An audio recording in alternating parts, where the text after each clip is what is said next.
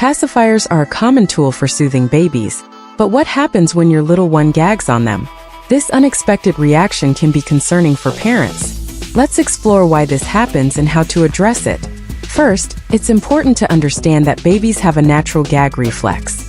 This reflex is a protective mechanism that helps prevent choking and protects their airways.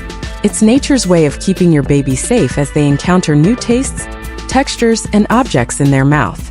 Now let's look at the top 5 reasons why your baby might gag on a pacifier. The first cause could be that the nipple is too long for your baby's mouth.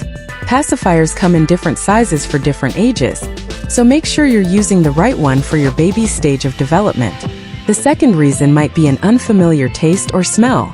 Babies can be sensitive to new flavors and scents, so a pacifier with an unusual taste or odor might trigger their gag reflex.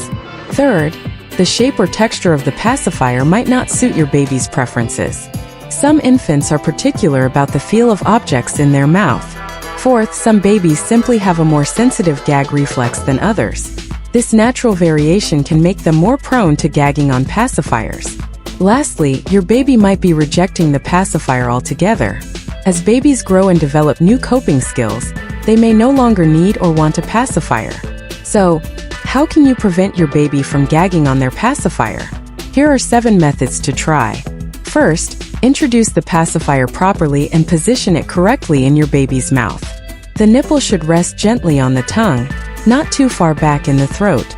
Second, when it's time to stop using pacifiers, wean your baby gradually. Abrupt changes can be difficult for infants to handle. Third, choose the right shape and size of pacifier for your baby's age and developmental stage. Fourth, consider the material and texture of the pacifier. Some babies prefer softer nipples, while others like firmer ones. Fifth, regularly check the pacifier for signs of wear and tear. Replace it if you notice any damage. Sixth, always keep the pacifier clean and sterilized to prevent any unpleasant tastes or smells. Lastly, avoid using pacifiers during sleep if your baby tends to gag on them at night.